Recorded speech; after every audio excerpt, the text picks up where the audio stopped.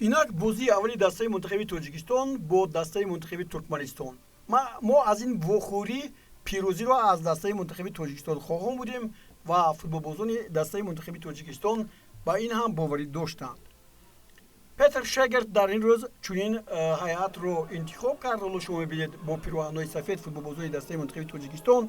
дар дарвоза Рустам Ятимов, капитани даста Ахтам Назаров, дар хати муҳофизат Зуир Ҷурабоев, Манучир Сафаров ва Ваҳдат Ҳанонов, дар хати миёна Парвиҷон Умарбоев, Амирбек Ҷурабоев, Шервонӣ Мабадшоев ва Эҳсони Панҷшанбе, инчунин Алиҷони Айнӣ ҳам инҷо дар хати пеш бозӣ мекунад ва Манучир Ҷалилов. Инҳо бозигароне ҳастанд ки маҳз ҳамин мураббии сармураббии хорватии мо барои ин бозӣ интихоб кардааст. ва Алиҷони Айнӣ як гузариши аввалаш бисёр ҳам фишорро дар ин баробар футболбозони дастаи мунтахаби тоҷикистон ба дарвозаи дастаи туркманистон зиёд карданд, аммо фишорҳояшон бемаънитар буд. ба кадом хотир? ба ҳамон хотире ки якдигарфаҳмиашон заифтар буд ва аз дур зарбаҳо зада намешуданд. боз ҳоло бубинед як ҳуҷуми дигари футболбозони мо ва инҷо Ваҳдат Ҳанонов ин тӯбро дар майдони назди дарвоза хуб ба худ моил карда наметавонад ва агар гӯем ки футболбозони дастаи мунтахаби тоҷикистон хеле хуб ҳунарнамоӣ мекарданд, аз ҷумла Алиҷони Айнӣ ки ҳоло бубинед боз ба пеш меравад ва ин ҳолатро ва аз даст медиҳад, бо зарба ҷамъбаст намешавад ва ба ин нигоҳ накарда дар ин рӯз намоён буд Алиҷони Айнӣ. Эҳсони Панҷшанбе ҳоло зарбаи кунҷӣ мезанад. Зарбаи кунҷиро ҳам футболбозони мо хеле бисёр ҳам инҷо кор карданд, вале ба комёбӣ муваффақ карда натавонистанд, ба муваффақият ноил карда натавонистанд. Аммо футболбозони дастаи мунтахаби Туркманистон ҳуҷумҳояшон боз ҳам нисбат ба ҳуҷумҳои мо беҳтар буд, зарбаҳояшон қавитар буд. мо хуб медонем ки Рустам Ятимов дар дарвоза ҳаст ва ӯ инҷо омода ҳаст ки ҳар гуна зарбаро бигирад ва инҷо бубинед як хато аст аз ҷониби ин Мелис Динаев буд ки зарбаро ба осмон ҳавол дода. Агар не ин тӯб метавонист ворид тӯри дарвоза гардад. як маротиба тамошо кунед. хати муҳофизати мо инҷо хуб мавқеашро аз даст дод. аввал Ахтам Назаров ва баъдан ин зарбае ки касе ин бозигари дастаи мунтахаби Туркманистонро интизор набуд. туркманҳо боз дар маркази майдон аз мо тӯбро бештар мерабуданд ки инро мо дидем. боз як ҳуҷуми дигари онҳо ва боз як ҳолат барои голзанӣ ва инҷо бубинед ин ҳолати дуюме ҳаст ки футболбозони дастаи Туркманистон метавонистанд онро бо гол анҷом диҳанд. ин Бекмурод Баев буд, таҳти рақами 20 бозӣ мекунад. ҳоло як бори дигар бубинед мудофиёни мо ё хати дифои дастаи мунтахаби мо чӣ гуна имкон медиҳад барои зарба задан. ба бахти мо зарба ба сӯи дарвоза нарафт. ҳуҷуми дастаи мунтахаби Тоҷикистон Ахтам Назаров ба пеш меравад ва боз як зарба мезанад. хуб инҷо пой мегузоранд ва зарбаи кунҷӣ зада мешавад. аммо мо чунин бартарие ки аз нигоҳи инҷо зарбаҳо ҳам доштем ва ҳам аз нигоҳи нигаҳдории тӯб боз Ахтам Назаров боз як имконияти дигар, боз Эҳсони Панҷшанбе зарба мезанад. аммо хати мудофиаи дастаи мунтахаби Туркманистон хуб кор мекунад. ҳуҷумҳои пайдарпае ки ман ба шумо гуфтам бо зарбаҳои хато ҷамъбаст мешуданд. дар натиҷа дар ин вохӯрие ки доир шуд бо дастаи мунтахаби Туркманистон футболбозони мо 14 зарба заданд дар муқобили 8 зарбаи туркманҳо. вале ин зарбаҳои мо мисли он ки ҳоло бубинед боз як хато дар маркази майдон аст. боз як ҳуҷуми футболбозони дастаи Туркманистон. онҳо ҳам дар нигаҳдории тӯб дар қисми дуввум ва бартарӣ соҳиб буданд ва боз як имконияти 100% голзанӣ аст. вале инҷо Рустам хуб аз дарвоза берун шуд. ҳоло фаҳмидан ӯро мумкин аст бо ваҳдат ки чаро футболбозро чунин мегузоред. бубинед як ва як бо дарвозабон аст ва Рустам ҳам хуб кор кард ва инҷо боз ҳамон Мелис Динаев буд, қариб буд ки тӯбро ба тӯри дарвоза равон кунад. инҷо чӣ? инҷо мо ҳоло имконияти хуб дорем. Алиҷони Айнӣ тӯб муҷалло ба тарафи чап ё мерафт ё ба ҳамдастояш ирсол мекард, аммо ин корро накард. Ба ин нигоҳ накарда қисми аввали вухӯрӣ 2 дақиқа илова карда шуд. мо дар ин қисм гуфтам зарбаҳои сахте ки нишонрас бошад дарвозабони ин даста Расул Чориев баргардонда бошад надоштем ва дастаҳо ба танаффус рафтанд ва ба қисми дуюми вухӯрӣ меомаданд. мо гумон кардем ки инҷо Петр Шегирт барои дидани ҳамаи бозигарон имкон фароҳам меорад ва онҳоро иваз мекунад. ин тараф нашуд, ҳарчанд дар ҳайати дастаи мунтахаби Туркманистон тағйирот ниҳоят зиёд буд. Тақрибан сармураббии ин даста имкон пайдо кард ки ҳамаи бозигаронро бисанҷад. Мерген Оразов, аммо чун мо барои мо натиҷа ҳам зарурат дошт, мо ин корро накардем. Аз нигоҳи зарбаҳоло Петр Шегерт фикр мекард ки чӣ бояд кард ки дар инҷо бозии футболбозони мо боз беҳтар шавад. Боз бубинед инҷо ҳам як гузариши зебо, боз як имконияти хуби 100% голзанӣ ба туп капитани дастаи мунтахаби Тоҷикистон намерасад Ахтам Назаров. На, ин маъзарат мехоҳам, ин ҳоло Шервонӣ Мабадшоев буд. Шервонӣ Мабадшоев як бори дигар мебинем. Хеле гузариши хуб аст инҷо. Манучер Сафаров инҷо боз як-ду бозингарро инҷо иваз кард мураббии мо ва дар майдон мо дигар бозингароне ки иваз шуда буданд инҷо мо хуб дидем ва футболбозони дастаи мунтахаби Туркманистон бошанд. ҳоло бибинед даъво карданд ки инҷо тӯб ба даст расида буд, аммо ин тавр шояд набуд. Ба ҳар нав Табриз Исломов ба майдон омад, боз Хусрав Тоиров дар дақиқаи 64 ба майдон омад ва ҳамчунин Нуриддин Ҳамроқулов. ин онҳое буданд ки иваз шуданд дар рафти ин вухӯрӣ, аммо аз ҳайати меҳмонон тақрибан 80% бозигаронаш иваз шуданд. ҳуҷуми онҳо ҳам бештар шуд, фишорашон зиёдтар шуд ва инҷо бубинед ин зарбаро ки бисёр ҳам зарбаи сахт буд, аммо Рустам Ятимов ба бахти мо ин тӯбро баргардонид. ин Расул Хоҷаев буд ки аз дур зарба зад. ҳоло футболбозони дастаи мунтахаби Тоҷикистон дар марказ хуб идоракунии тӯб гуфтем хуб аз ҷониби футболбозони дастаи мунтахаби Тоҷикистон буд. мо 61% рафти бозиро дар ихтиёри худ доштем ва боз як ҳолати дигар ҳамин аст ки дар ин маврид 11 зарбаи кунҷӣ ҳам задем.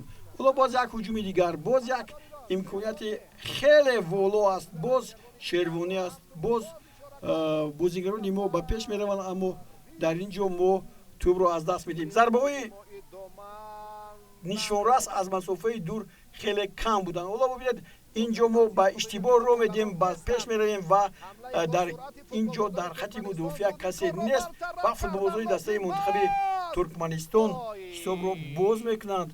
ин ҳамон Мурад Анаев ки дар дақиқаи 57 иштибоҳи хати дифои моро истифода бурд.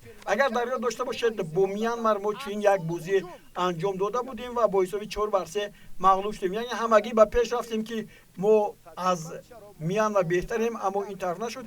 инҷо ҳам аз Туркманистон бештар гуфтем, беҳтар гуфтем, ба пеш рафтем ва инҷо ҳам туркманҳо ҳамин гуна голи зеборо ба тури дарвозаи Рустам Ятимов заданд ва ҳисобро боз карданд.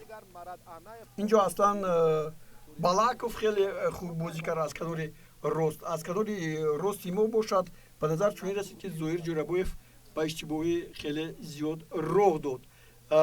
Дар баробари ин футболбозони мо боз фишорро зиёд карданд. Барои баробар кардани ҳисоб ба онҳо ҳамлагарӣ лозим буд ки тавонад зарбаҳои бисёр ҳам хубу гуворо занад. ҳоло боз як гузариши дигари футболбозони дастаи мунтахаби Тоҷикистон аст ва инҷо мо боз як ҳолатро аз даст медиҳем. ҳоло бубинед боз Ҷӯрабоев бо Ваҳдат Ҳанонов ба пеш мераванд ва қариб буд ки боз як голи тӯби дигарро аз дарвозаамон гирем. хуб ба бахти мо инҷо футболбози дастаи мунтахаби Туркманистон ба иштибоҳ роҳ дод. агар не тӯб ворид тӯи дарвоза шуда наш мумкин буд. Аҳмад Атоев ва ҳоло бибинед ин ҳамон ҳаракате ҳаст ки атамурод анадурдиев дар қисми дуюм ба майдон омад ва бозӣ дастаи мунтахаби туркманистонро беҳтар кард.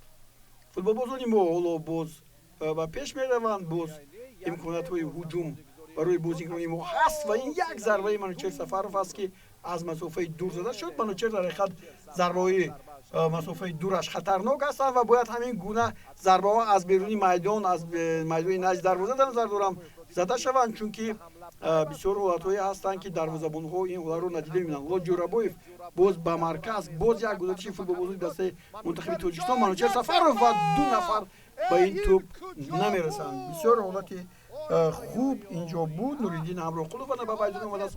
Ҳоло мо инҷо дидем, ҳоло маҳз ҳамин ба футболбозони мо муяссар мешавад ки дар ин ҷо ҳамин тавоноии хати ҳуҷумро истифода баранд. Яъне оне ки Нуриддин Ҳамроқулов дар майдон пайдо шуд, ҳарчанд аз тарафи мутахассисон чунин саволҳо буданд ки Нуриддин Ҳамроқулов бозиҳои кам гузаронида дар дастаи мунтахаб чо мекард, аммо вай дар дастаи мунтахаб худро нишон дод. ҳоло ин ҷо ҳолате ба вуҷуд меояд ки футболбозони дастаи мунтахаби Тоҷикистон ба пеш мераванд, вале хати дифои мо бубинед, ҳоло 3 бар 3 бозигарони дастаи мунтахаби Туркманистон боз як вазъияти ноқулайро дар назди дарвозаи мунтахаби Тоҷикистон ба ҷо меоранд ва ба бахтамо ки инҷо онҳо ба сӯи дарвоза намераванд. Яъне аз ин мушкилоте ки ҳоло дар бозии бачаҳои мо ҷой дорад бояд хулосагирӣ кард, чунки бозигарон хеле дер бо ҳам мехӯранд, ҳарчанд онҳо буданд, вале дар мавридҳои охир мана инҷо ҳоло ҳамон ҳолатҳои хеле хубе ки футболбозони мо ба вуҷуд оварданд, аммо то ба дарвоза намеравад. Боз Манучер Сафаров аст, боз зарба мезанем, боз пеши роҳашро мегиранд. Мо стандартҳоро ҳам хуб истифода бурда натавонистем. Ҳоло ин стандарте ҳаст ки эсони панҷшанбе истифода ба иҷро мерасонад ва футболбозони мо инҷо ҳисобро баробар мекунанд ва ин маҳз ҳамон Нуриддин Ҳамроқулов аст ки дар қисми дуюм ба майдон омад ва худро нишон дод. Нуриддин Ҳамроқулов дар 73-ум баромад. Хуб, аз ин ҳайати мураббиёни мо шод ҳастанд ки чунин ҳисобро баробар карда. Ҳоло ки мо инҷо бояд танҳо барои ғалаба мубориза мебурдем, аллакай бо ҳисоби чанд бар сифр ба пеш мемадем. Такрорро бубинед ва гуфтанӣ ҳастам ки дар ин ҷо бояд майдаш ҷавонон ҳам бозӣ бояд бикунанд, аммо дар ин баробар тағйироту дидани дигар футболбозон ҳам амри воқеӣ аст, чунки онҳоро бояд бубинем. ҳоло бубинед як бори дигар ваъдан ҳамеша дар майдони назди дарвоза пайдо мешавад ва ин голе ки ҳоло Ҳамроқулов зад ҳисобро баробар кард, голи зебо ҳам буд. баъдан ҳоло боз ҳуҷуми футболбозони дастаи мо аст ва ин Ҳамроқулов бо омаданаш бубинед боз чӣ кор мекунад. Боз намоён аст, боз ба ҳуҷум меравад, боз тӯбро мегирад, ба ҳамлагарон кӯмак мерасонад. хуб, инҷо иштибоҳ аст аз ҷониби Манучер Ҷалилов. мо ягон зарбаро аз ҷониби Манучер дар ин вохӯрӣ надидем. хуб, шояд аз ҷониби мураббии туркманҳо ӯ зери назари мудофиён гирифта шуд ки ба ин кор як даст ҳам зада натавонист. ҳоло бошад, боз як бори дигар, боз як зарбаи ниҳоят хуби Ҳамроқулов. инҷо дарвозабон ин навбат Расул Чориев хубтар кор кард ва ин зарбаро боз гардонид. дар натиҷа дар ба қисми дуввум ҳам вақти зиёд илова карда шуд. Футболбозони мо то ба анҷом фишорро зиёд карданд, аммо ғалаба карда натавонистанд. 1-1 ва мо соҳиби як имтиёз шудем. Петр Шегирд баъди ин бозӣ чӣ гуфт? Ба ин масъала ҳам таваҷҷӯҳ мекунем.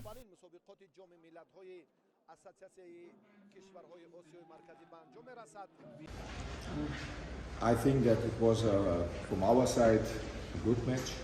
We have played and controlled Turkmenistan, but we don't make the goal. And this is our problem. The situation is you must make the first goal and then the game is for us over. On the end we have 2-3 chances, but the goalkeeper saved them with fantastic saves.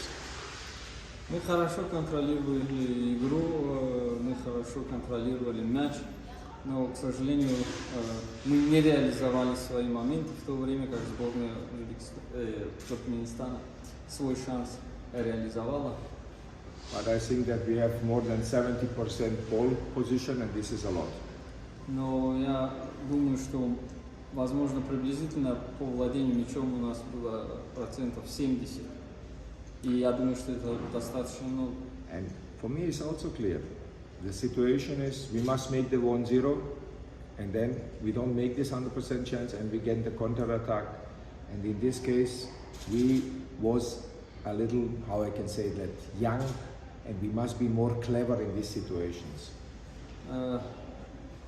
В том эпизоде, где мы должны были забивать, мы свой момент не забили, но и тут же получили контратаку на свои ворота.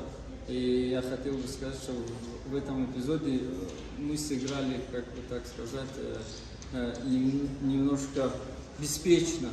В таких ситуациях надо быть умнее. But I must say that also. I must protect Manu in this case, because Manu runs so far, he make so much running, he close all the spaces. This is possible for a striker, this can happen. So when somebody wants to attack and say why Manu not score, I see this different. I will protect Manu, and I believe in Manu, because he's the best striker in Tajikistan still, and next time he will make this goal. Ну и сейчас, конечно, многие сейчас могут сказать и начать атаковать Манучера Джалилова, но в то же время не стоит забывать, что он проделал огромный объем работы, он покрывал большую часть пространства, и поэтому такое может случаться, поэтому, конечно же, я встану на защиту своего нападающего, потому что до сих пор Манучер Джалилов лучший нападающий в Таджикистане. And the leg spot is very important. I understand also that some supporters or some people maybe think when Ali John is making mistakes. He's 18 years old, he's the biggest talent in Tajikistan. And also this is a risk, but sometimes you must let young players give a chance, and I try to give them a chance, and I take the responsibility because I believe in Asia Cup they will be more ready, and this is our preparation for this situation for the future. Также, возможно, некоторые болельщики будут задаваться вопросом, а стоило ли, к примеру, выпускать Али Джони, но это тоже часть подготовки к чемпионату Азии, и Али Джони является молодым игроком, имеет огромный потенциал, поэтому я его и выпустил, и считаю, что с помощью таких именно игр Али Джони выйдет, скажем, на оптимальный уровень к чемпионату Азии. And I think we don't must discuss. I must protect my players, and I take the responsibility. So when it's 1-1 and the players or somebody of the players make mistakes, it is my responsibility, and I will protect the players because I believe in this team. I believe in these players, and we will be ready in the next games, especially by Asia Cup. И поэтому мы все еще не проиграли, мы сыграли в ничью, поэтому я беру ответственность на себя, и мы постараемся исправиться в следующем матче. And the most important one is still our players in a part of development. We are now in a situation that the country and the football is first time in Asia Cup, and they are with these players in the Asia Cup, and they deserve that they also can play sometimes not so perfect games or maybe not make all goals, but when we are realistic, we must win this game because we have 500% chances. 5. И поэтому я тоже их буду встану на их защиту, потому что именно эти игроки будут представлять Таджикистан на чемпионате Азии, они заслужили это свое право. И в то же время, конечно же, еще можно сказать в их защиту тот факт, что у нас были 5 стопроцентных моментов, которые стоило реализовать. So this is the point, you know what I mean. When you make the chances, is this an easy game? But the goalkeeper, well, we must also say compliment to the goalkeeper of Turkmenistan. He saved 5 times, unbelievable, unbelievable. Especially in the last 2-3 minutes, and by this chance when manager coming to him. И в то же время, конечно же, мы должны по достоинству отметить голкипера сборной Туркменистана, который, скажем, совершил все эти сейвы, включая выход 1-1. And sure, now you can ask questions and you can say what is your opinion. but I still will believe in this team and I will still continue and go my way because I will start step by step try to develop this young team for the Asia Cup and this is my goal. Вы сейчас, конечно, можете уже задавать свои вопросы, спрашивать, но я все еще продолжаю верить в свою команду, я все еще продолжаю верить в то, что эту молодую команду можно шаг за шагом подготовить, подвести к чемпионату Азии. And Oman is now a very strong opponent. I have to look for Oman now for the next game. И сейчас также хотел бы отметить, что сборная Омана, наш следующий соперник, очень сильный оппонент. Я просматривал их игры тоже. But we will see tonight also Oman and we will see how they play against Uzbekistan. Again, I must make a compliment to the referees. I must make a compliment to the organization. I must make a compliment to all the tournament until now. And I must make a compliment also to Turkmenistan. They fight and everything was a good start for Turkmenistan. For us, can be better when we win. Я хотел бы похвалить организацию турнира, я хотел бы похвалить сборную Туркменистана, также отдать им должное, также хотел бы похвалить. We'll see this in training. Don't forget Toirov is coming in the last days. He's 2 days here, not longer. Мы посмотрим это в следующие 2 дня, потому что не забывайте, что Туиров присоединится нам совсем вчера, и поэтому, то есть 2 дня, как он здесь, поэтому. The FIFA time is, we must respect the FIFA time. Tomorrow start the FIFA time, not today, tomorrow. И дни FIFA начнутся завтра, а не сегодня. Umarbayev was tired, he was coming one day, yesterday, he's coming yesterday. Умарбаев был, скажем так, уставшим, потому что... Big respect for these players, they're coming and they must play. How? И нужно выразить свое уважение этим игрокам, которые прилетают и стараются выложиться. But I want to make also, don't forget that we make a change and Nureddin come in again and scored. Nureddin was also very good. И, пожалуйста, не забывайте, что мы произвели замену, и Нуриддин вышел и забил. When we are normal lucky, when normal is going, then we will win this game 2-1, 3-1, 4-1. But we have the chances and we not make the goal, and I have to accept it on the end. И если бы мы были бы чуточку, скажем, нам бы повезло, чуть-чуть, даже не повезло, а если бы по-нормальному мы должны были выиграть этот матч. So I cannot say today who will play. I must first see who is injured. In 6 days, 3 games is a lot, and Oman and Uzbekistan are very serious opponents. Very good teams, very good coaches, fantastic. I think in Uzbekistan will be fantastic atmosphere against Oman. We must play again as only team who played 2 times behind in this 6:30 time. Поэтому я не могу сейчас, конечно же, назвать, кто сыграет, потому что в эти ближайшие дни мне надо теперь самое главное убедиться и посмотреть, если у нас травмированы или нет, и потом уже решать. Не забывайте, что в течение 6 дней сыграть 3 матча, это очень тяжело.